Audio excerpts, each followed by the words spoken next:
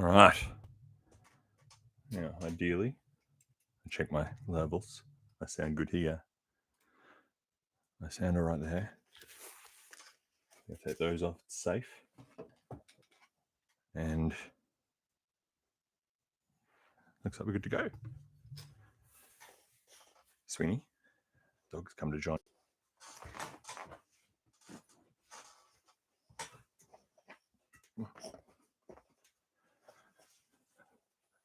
Sweeney Todd, everyone.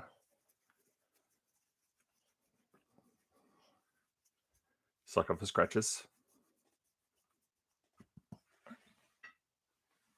Just, all right. Come on. Yeah. Okay. Give a few moments for people to get on. Say hello while we're waiting. Giving everyone a moment for this impromptu Swiss reads. Suddenly a thing. Who's with me? I wonder. Well, let's make sure we've got our computer running cleanly so we don't have to suffer for poor light video. How have you all been? I hope you've all been keeping active, if not outside, then inside. Nice to catch up with people and see a few faces, hear a few voices. Hope everybody is looking after themselves in that regard. And I've been saving /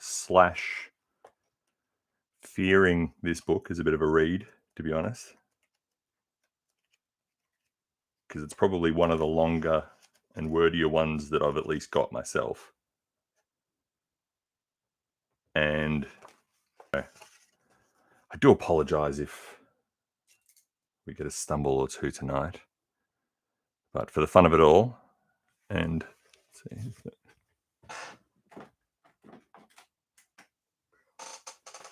yeah, little Darth Vader do from my boy Ken. All right, here we go. Might go make sure that all of the various things are silent so there's no interruptions. Turn my speakers down. Got my headphones off. It's just me in the book and you guys listening. So I'll give it just a few minutes. In the meantime, who else has read a book recently? Anybody here watching read a book recently?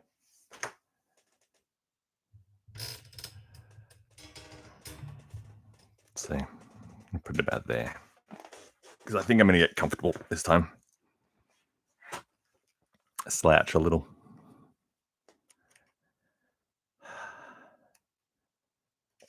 Yeah, the Lorax. Great tale.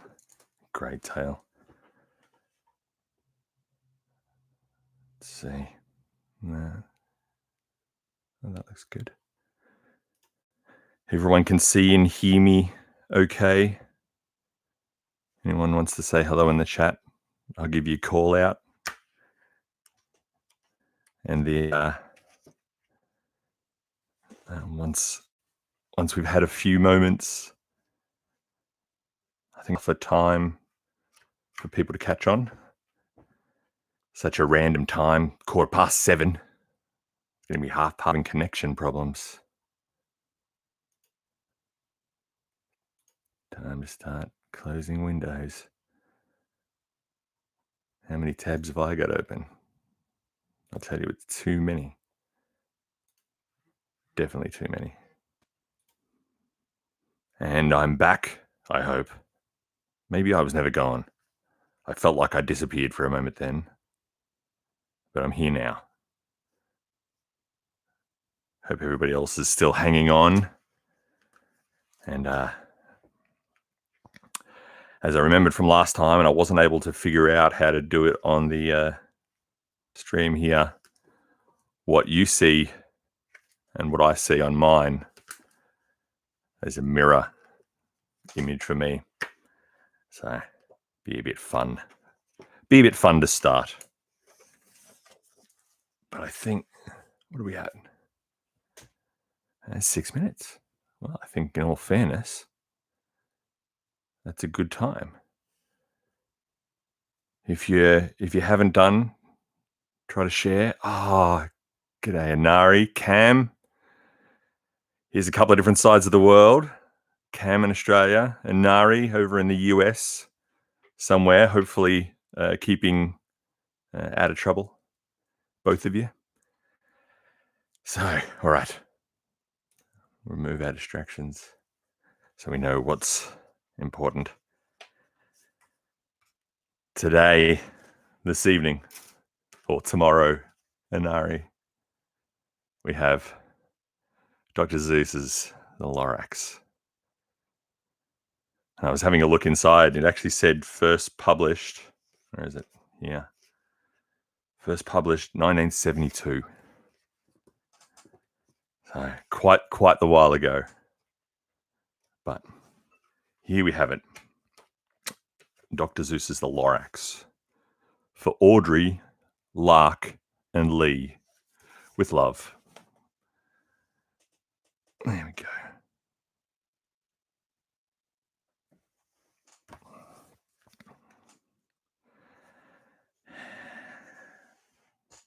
I think I'll just, if you all don't mind.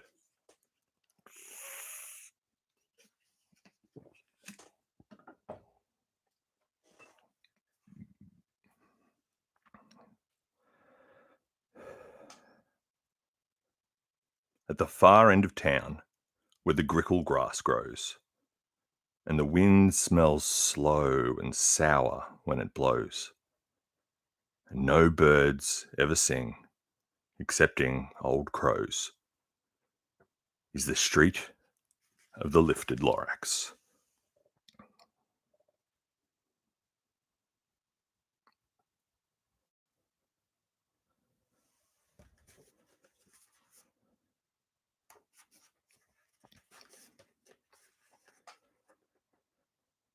And deep in the grickle grass, some people say, if you look deep enough, you can still see today where the Lorax once stood, just as long as it could, before someone lifted the Lorax away.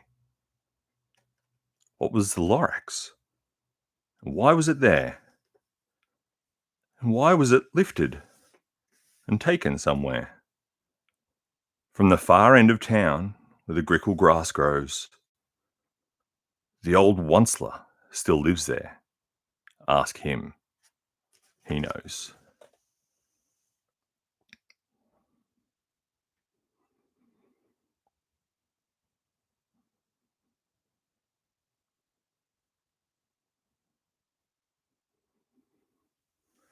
Always loved the artwork. Such amazing drawings. You won't see the Onceler. Don't knock at his door. He stays in his lurkum, on top of his store. He lurks in his lurkum, cold under the roof, where he makes his own clothes out of if muffed moof.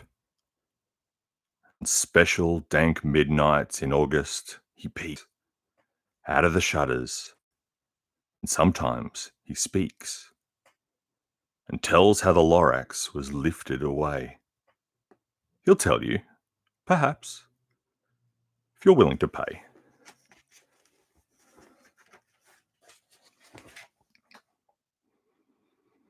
And lurk him at the top of the store.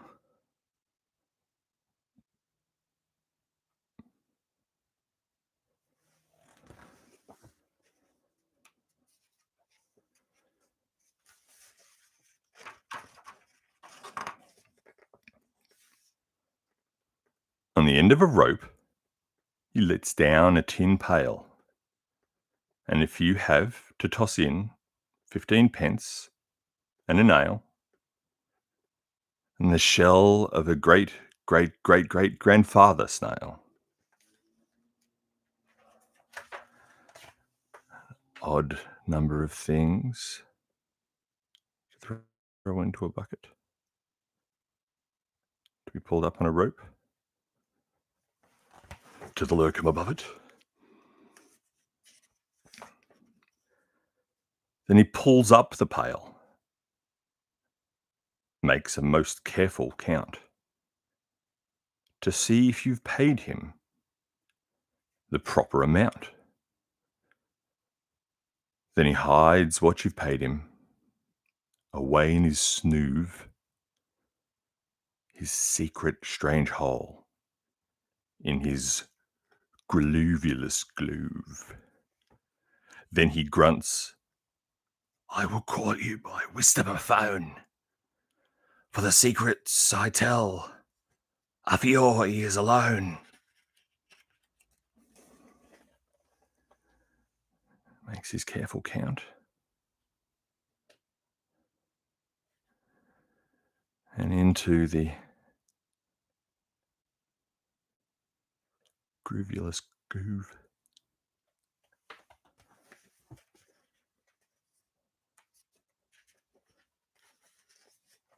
Sloop! Down sloops the wisp-o-phone to your ear. And the old onceler's whispers are not very clear, since they have to come down through the snurgly hose. And he sounds as if he had smallish bees up his nose. "I'll tell you," he says, with his teeth sounding grey, "how the Lorax got lifted and taken away. It all started way back, such a long, long time back." There it comes.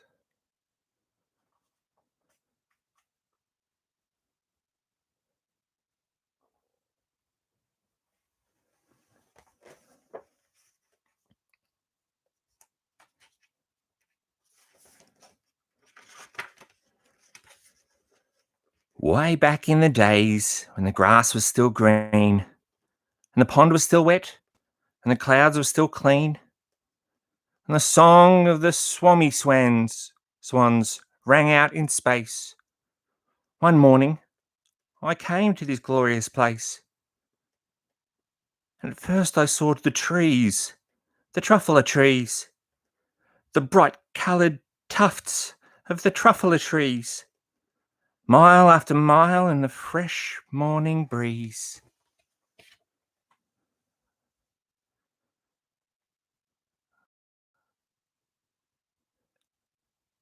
Amazing trees.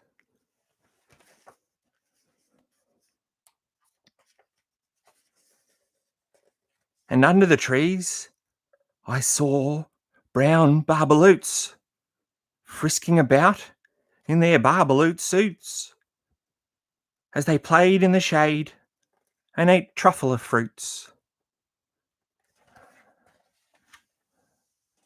There's the barbaloots eating the truffler fruits.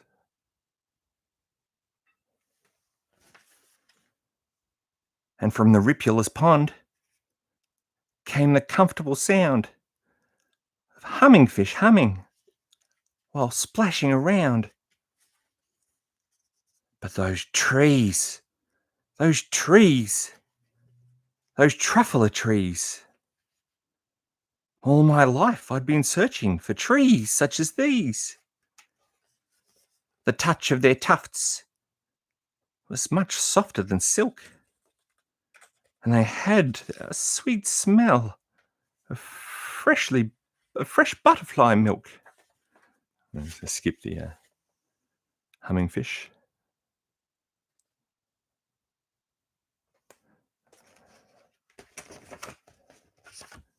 And he's finding the truffler trees.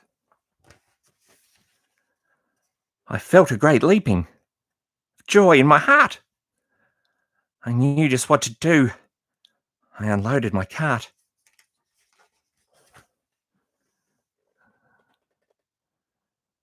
Quite a way to unload.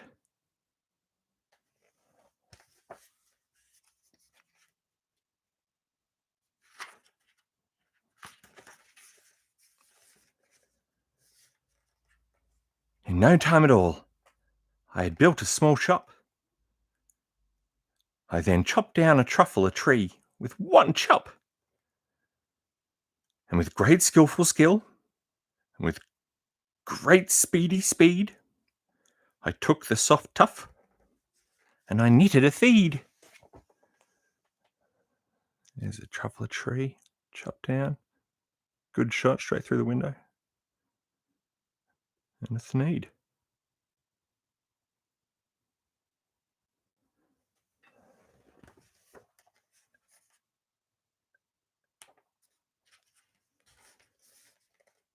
The instant I'd finished, I heard a gazump. I looked, and I saw something pop out of the stump of the tree I'd chopped down. It was some sort of man. Describe him? That's hard. I don't know if I can. He was shortish, and oldish, and browny, and mossy. And he spoke with a voice that was sharpish and bossy. Zergump.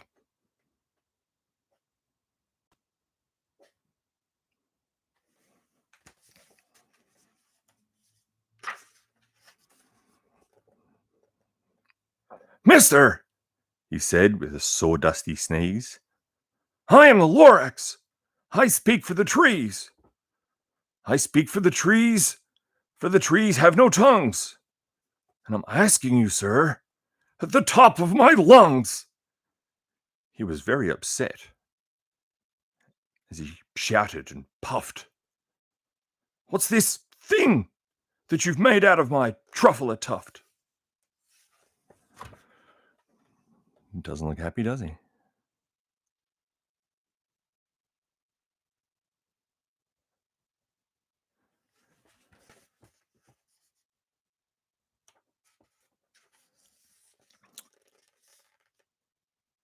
Look, Lorax, I said, there's no cause for alarm. I chopped just one tree. I'm doing no harm. I'm being quite useful. This thing is a thneed. A thneed is a fine something that all people need. It's a shirt, it's a sock, it's a glove, it's a hat. But it has other uses, yes, far beyond that. You can use it for carpets, for pillows, for sheets, or curtains, or covers, for bicycle seats. The Lorax said, Sir, you are crazy with greed. There is no one on earth who would buy that fool thneed. Who would buy such a thing?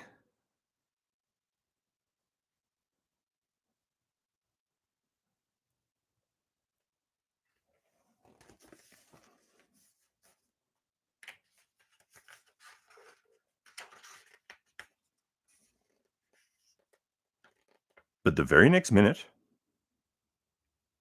I proved he was wrong. For just that minute, a chap came along, and he thought the thneed I had knitted was great, and he happily bought it for $3.98. I laughed at the Lorax. You poor stupid guy. You can never tell what some people will buy. Let him go. He's going hat first. A few brown bar boots are a little perturbed. $3.98. What a time for money, hey? 1972. I repeat, cried the Lorax, I speak for the trees. I'm busy, I told him. Shut up, if you please. I rushed across the room, and in no time at all, I built a radio phone. I put in a quick call. I called all my brothers and uncles and aunts, and I said, listen here, here's a wonderful chance for the whole Once family to get mighty rich. Get over here fast. Take the road to North Nitch. Turn left at Weehawken, sharp right at South Stitch. Poor Lorax.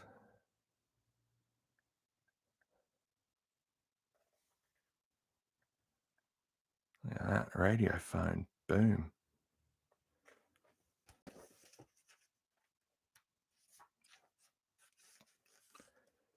And in no time at all, in the factory I built, the whole Once family was working full tilt. We were all knitting thneeds, just as busy as bees, to the sound of chopping of truffle trees.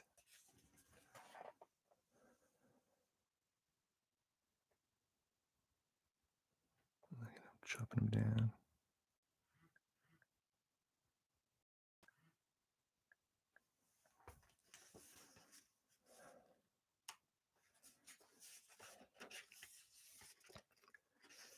Then, oh, baby, oh, how my business did grow. Now chopping one tree at a time was too slow.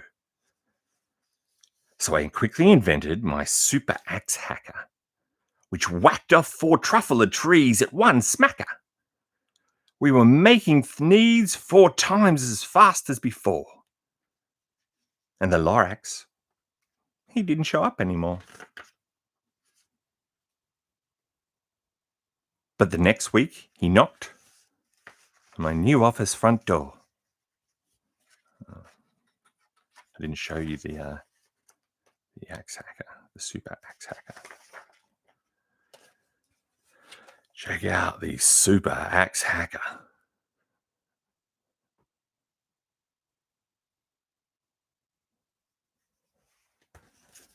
Amazing thing.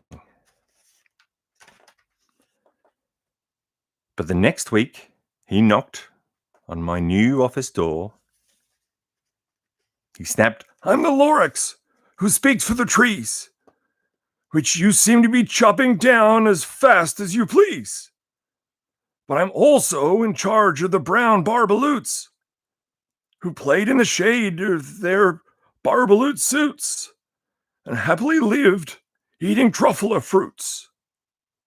Now, thanks to your hacking of my trees to the ground, there's not enough truffle fruit to go round.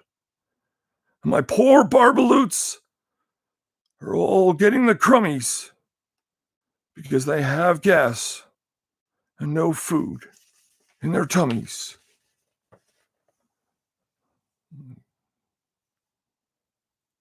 Poor little barbaloots.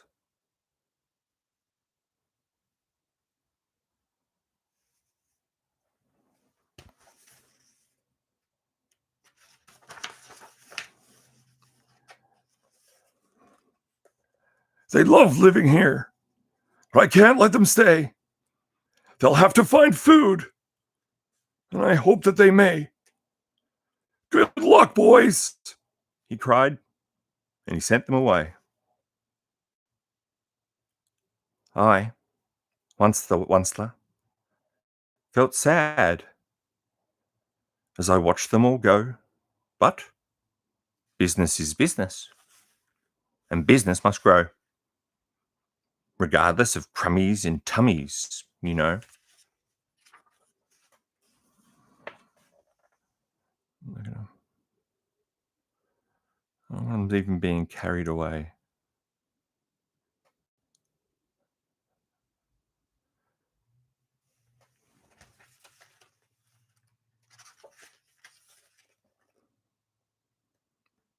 I meant no harm. I most truly did not. But I had to grow bigger. So bigger I got. I biggered my factory. I biggered my roads. I biggered my wagons. I biggered the loads. The truffle of the needs I shipped out. I was shipping them forth to the south, to the east, to the west, to the north. I went right on biggering, selling more needs, and I biggered my money, which everyone needs.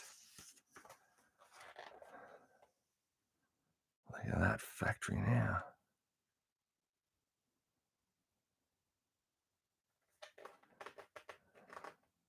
All over the place.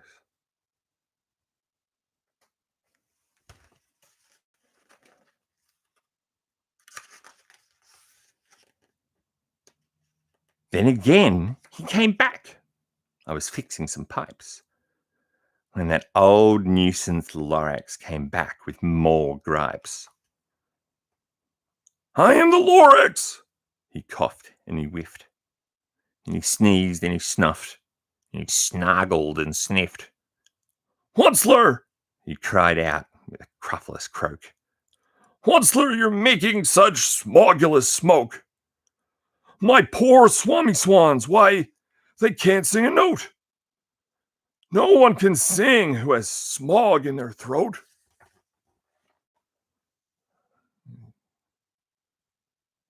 Smog. Poor swami swans.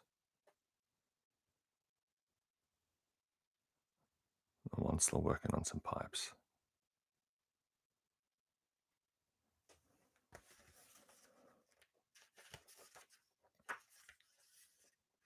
And so, said the Lorax, please pardon my cough. They cannot live here, so I'm sending them off. Where will they go? I don't hopefully know. They may have to fly for a month or a year to escape from the smog you've smogged up around here. Look at them all.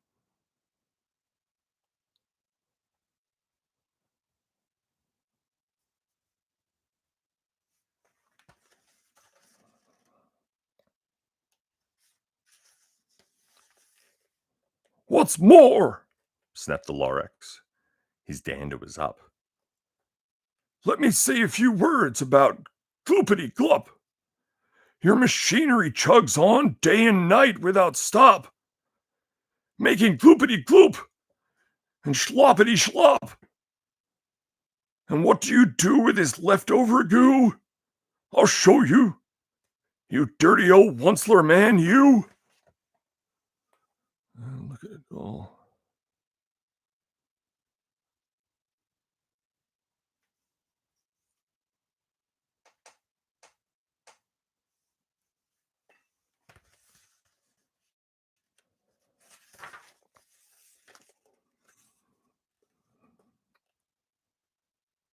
You're glumping the pool where the humming fish hummed. No more can they hum, for their gills are all gummed. So I'm sending them off. Oh, their future is dreary. They'll walk on their fins and get woefully weary in search of some water that isn't so smeary. I hear things are just as bad up in Lake Erie. Look at it all.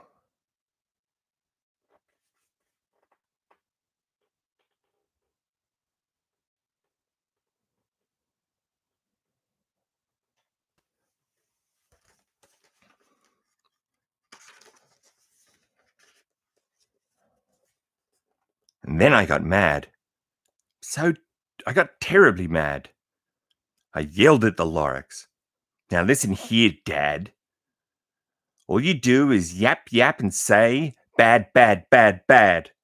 Well, I have my rights, sir, and I'm telling you, I intend to go on doing just what I do.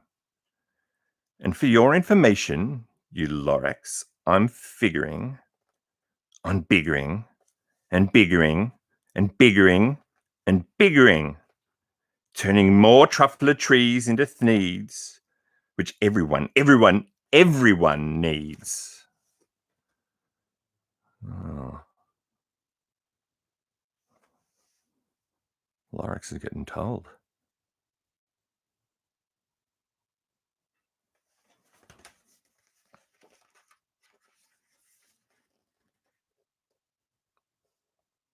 And at that very moment, we heard a loud whack.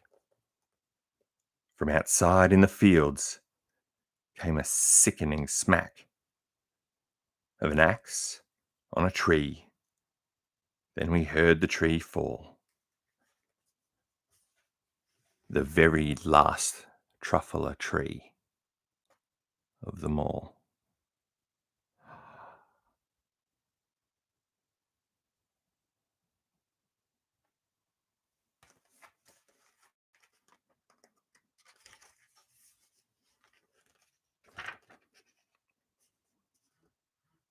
No more trees, no more thneeds, no more work to be done. So in no time, my uncles and aunts, everyone, all waved me goodbye. They jumped into my cars, and they drove away under the smoke-smeared stars. Now all that was left neath the bad-smelling sky was my big empty factory, the Lorax and I.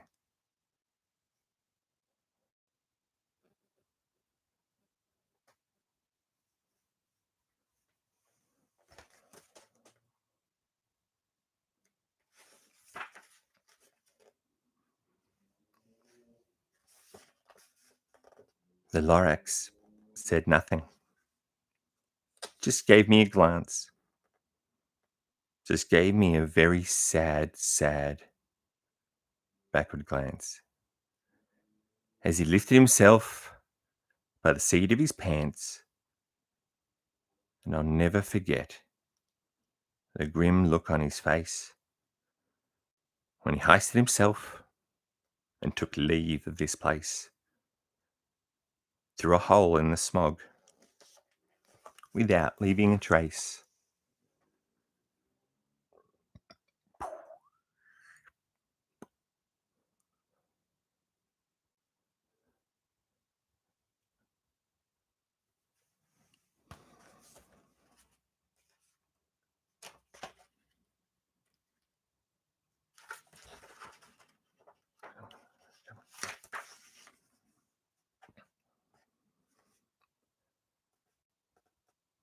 And all that the Lorax left here in this mess was a small pile of rocks with one word, unless,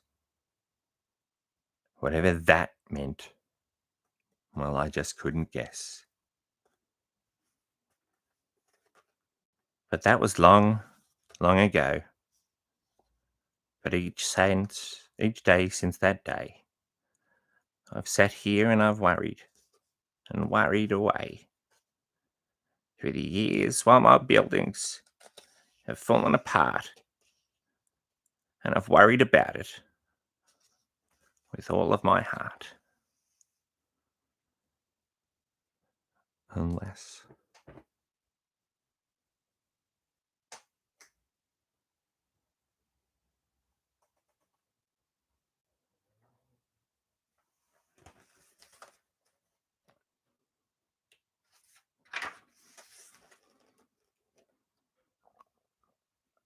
But now, says the Onceler, but now that you're here, the word of the Lorax seems perfectly clear. Unless someone like you cares a whole awful lot, nothing is going to get better. It's not.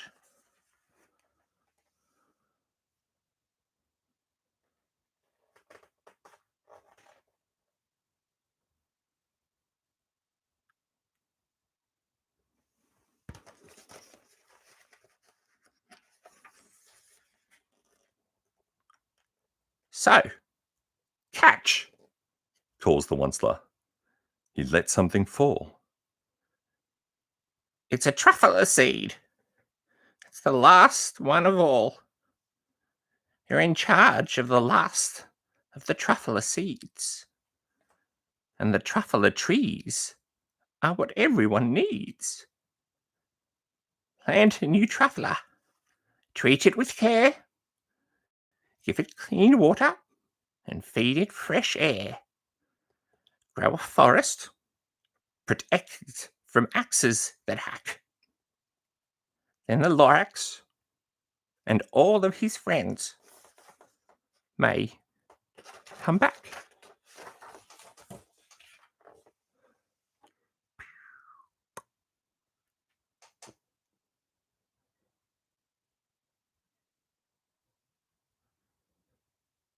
The last truffle seed.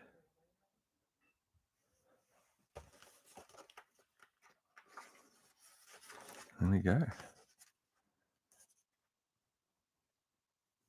It's a timely tale from 1972 to 2020.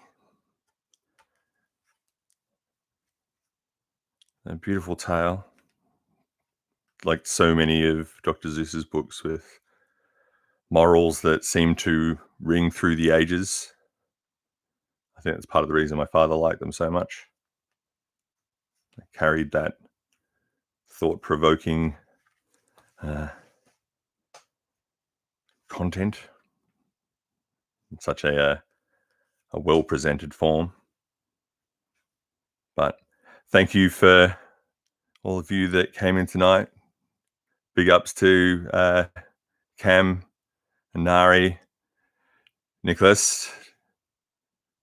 Just popped in and said hello as well. Hope you all enjoyed it. And I think there's a chance for more of these coming up soon. And I've got a couple more Dr. Seuss books yet to read. And I've not got a lot of other children's books immediately available to me, but I may put out the feelers for some other good ones to read like this if there's more opportunity to do it, which it seems like it's highly likely is going to be the case. So I hope you're all enjoying these, and again, big ups to Cam, Nick, and Nari for coming along for the ride and saying good day in the chat. It's a lot of fun to be here and be doing something like this for few of you, but in such far distant places, yet all just chilling. So have a good night, good day, good morrow, and I will see you when I next read.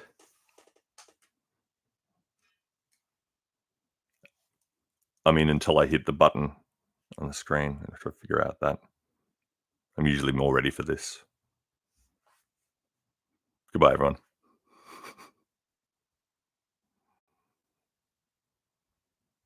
Yes, end.